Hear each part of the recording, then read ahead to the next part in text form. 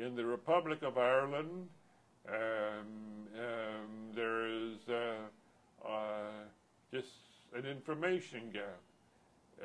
8 years ago, when Trinity joined the Scottish-Irish Academic Initiative, Donald Davies, who was the First Minister of Scotland, came over to Trinity, and he gave a long banquet speech about historic connections between Scotland and Ireland.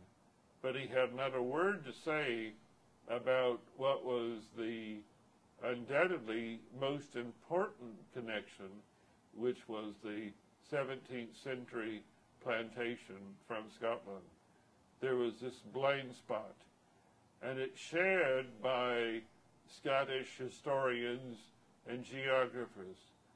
They know about Scottish connections to North America and Australia and elsewhere in the world, but to Ulster, they seem to know nothing if you read their academic work.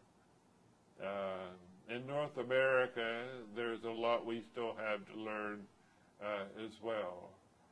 So I encourage the members gathered here today, each in your own way, to pursue research that will help not only put knowledge on a sound footing, but will bridge gaps between our academic and more public communities. A lot of people have done this actually, like John Hewitt, when it comes to the rhyming weaver poets. His work is fundamentally important and has been carried on by people like Ivan Herbison and Frank Ferguson and other individuals. There's the work of the Ulster Scots Language Society, which to my knowledge is the only group over the last 15 years to have interviewed older speakers, to have had a major collection program, to put a great deal of linguistic material into archival form for later scholars. The Language Society, by the way, has just established a website, which is www.ulsterscotslanguage.com, and we invite people to visit there. It will continue to grow, and we certainly welcome contributions of knowledge. As people do their own research, I think there are two overriding reasons why this research is important.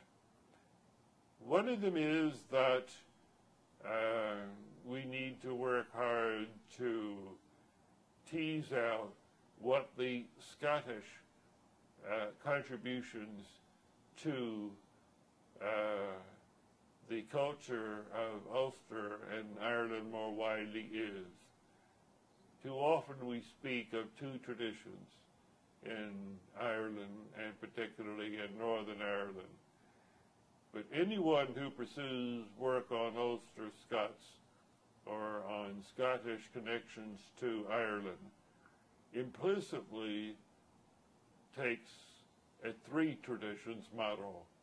Ireland is a much more diverse place than the two traditions so conventionally and almost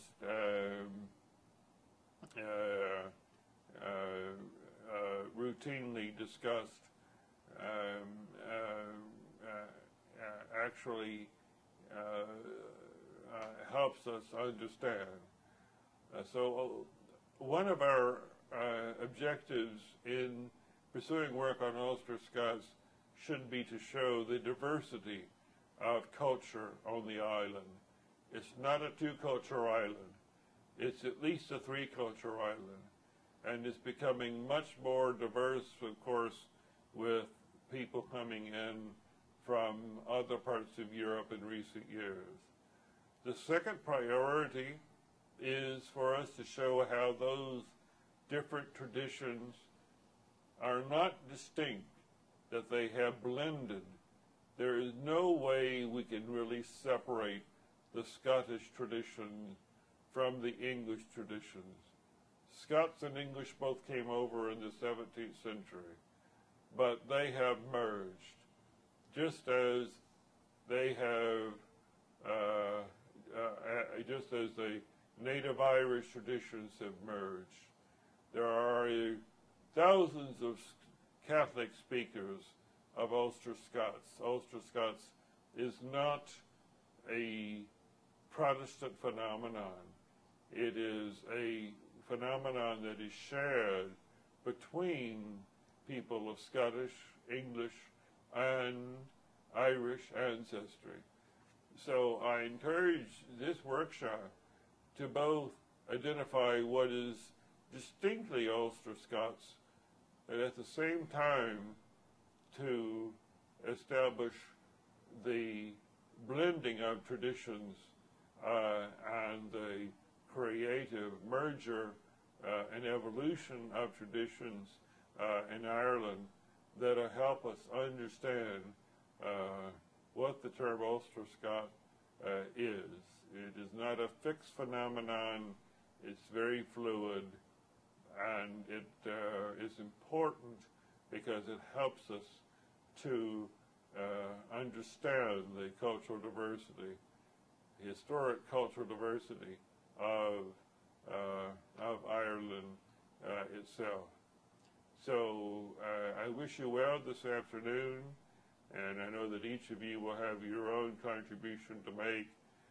Each of you will have your own opportunity to bridge the gap between academic knowledge and wider popular understanding, and I wish you all success in your efforts to do so. So I hope to be in touch with many of you individually. All the best for success this afternoon.